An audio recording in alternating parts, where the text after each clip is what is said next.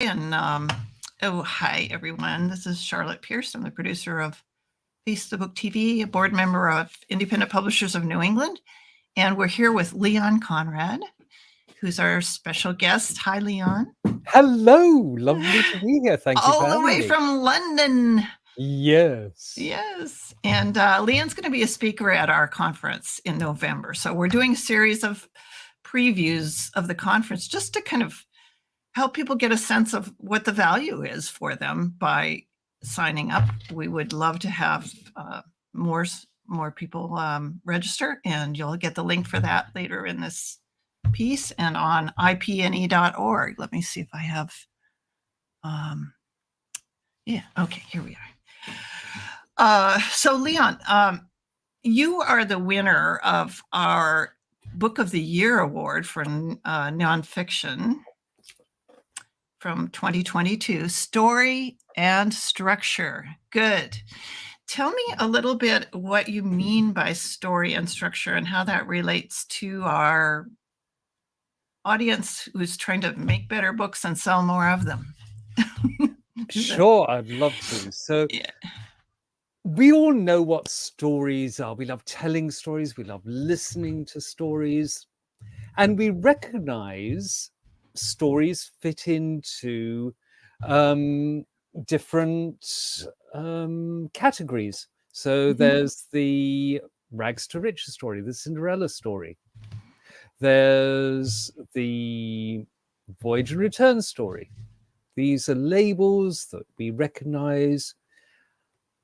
But under that level, there's the level of story structure.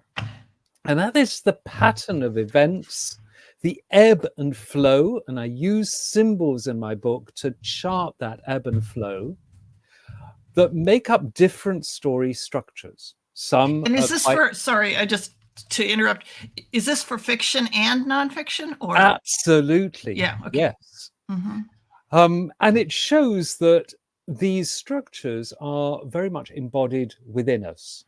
We tell stories and they fit these recognizable structures because they relate to different kinds of problems. Each of the 18 story structures that I've discovered relates to a different type of problem. And by understanding that, we can better fit the stories we're telling to the kind of problems we want to solve, whether that be selling more books or writing a book that will appeal to people, or even designing and shaping the form of a book. The form, you mean the words? The words on the page, the cover, the look and feel, the tangible, tactile feel of the book. And what do you see people doing, like, I don't want to say doing wrong, but what is the major thing that you're trying to get across that you see the need to talk to people about? The story is one thing. If you're a writer, if you're a publisher, you get excited about the emotions, the thoughts, the ideas, the language that a story is told in. But when you come to the printed form, or even the audiobook you're releasing, or the ebook, it's worthwhile looking at the book in terms of the story structure unfolding through it. And when I look at a book, I look at the cover as the equivalent of once upon a time. So the cover will lead you in. It could be once upon a time, or it could be, we know there are 4 seasons.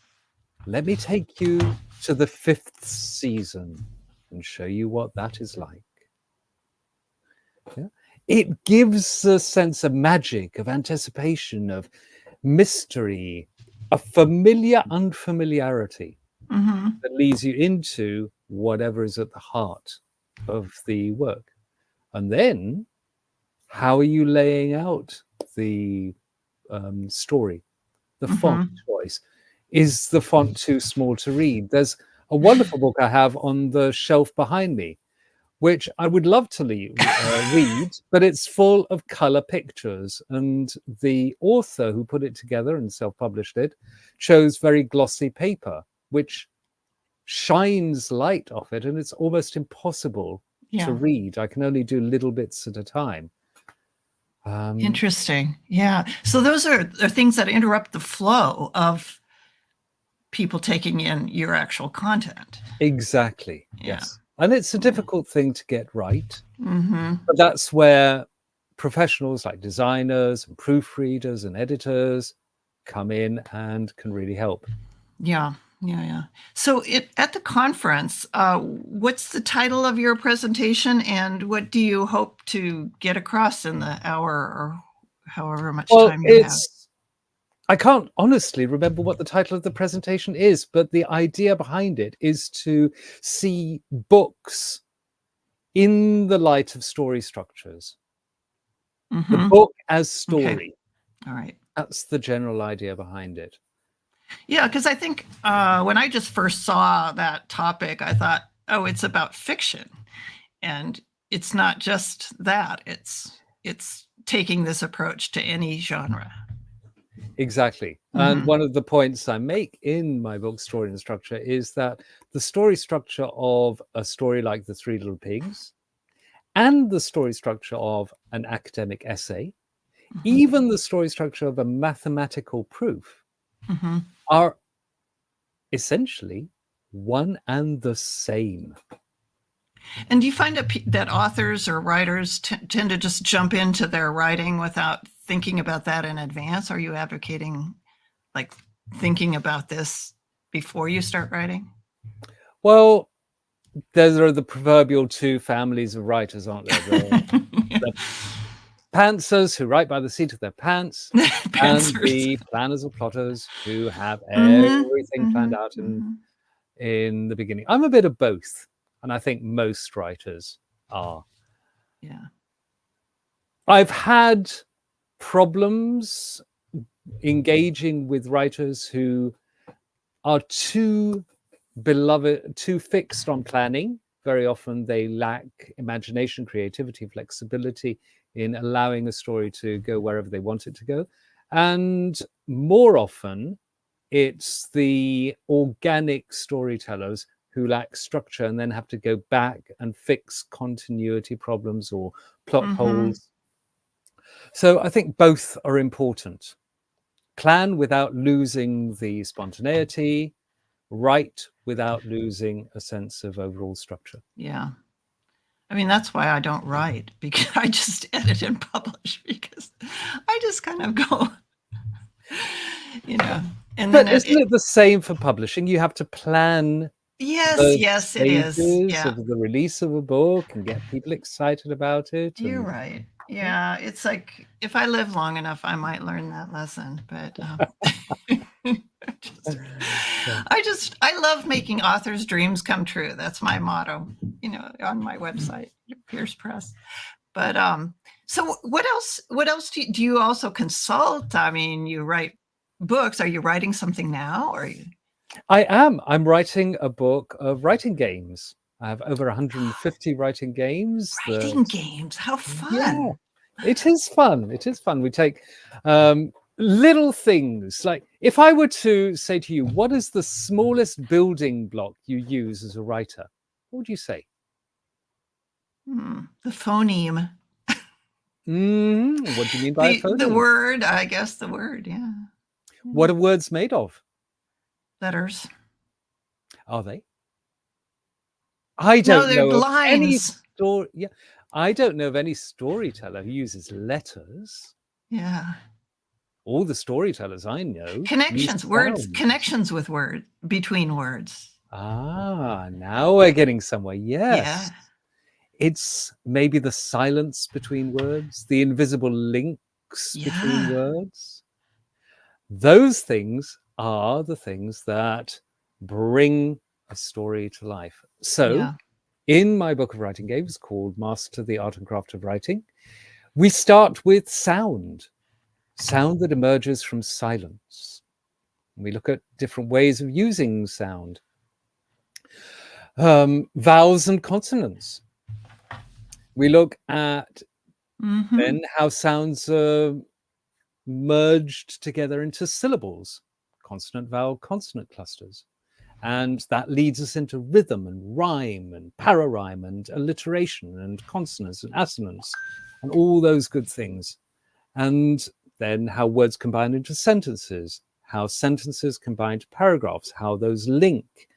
And then what you write paragraphs about, characterization, dialogue, settings, descriptions, using story structure to frame those into a narrative form, essay structures, then looking at the magic and mystery of what makes a really good story come to life. Yeah. And it's That all sounds about like actually inspiration. sounds like something I might enjoy, like I love those games, I love word games and So do I. Yeah. yeah, I love I took for some odd reason I majored in German language and literature in college. Ancient history, but I loved the linguistics and like the kind of the detective story of linguistics. It's like you can see how languages sort of evolve in real space and in mental space. Mhm. Yeah, it's just the coolest thing. I think it's great. Yeah, there are two very good authors that I cite in the book. Logan Pearsall Smith, who Uh-huh. wrote about the English language and its origins. And he makes really interesting links, like the link between the word free and friend. Oh yes, I love that kind of stuff. Yeah. And another author who writes along the same lines is Owen Barfield. Mm-hmm.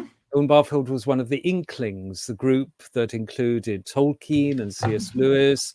They met in the pub in Oxford and talked about language, literature, and writing, Yeah. and produced great works together. But Owen Barfield was considered by C.S. Lewis, I think, as one of the greatest of the Inklings. God, will you have a resource list that you give people who register for the conference? That's great because I would love to have some of that stuff. I'll probably forget those names right in 10 minutes, but if you have a resource list, we'll make sure our attendees get Yeah, sure. get that out. And so, anything else you'd like to add while we're here? And just I'd like to tell people or encourage people to sign up. I think if you're interested in writing as an author, if you're interested in story generally as a storyteller, Mhm. or as someone who uses story in your work, if you're a publisher and are keen to share people's stories with readers, you will find something that is valuable Yeah. in this talk, well Yeah. worth attending. Excellent advice. Thank you so much, Leon. I'm one of the people who will be running some of the sessions, so I'm going to be there, but I hope everyone else gets the idea too and does take. It's not expensive, it's less than $100 to get this valuable information. So thank you so much for being with us. You're welcome. Thank you for having me. Thank you.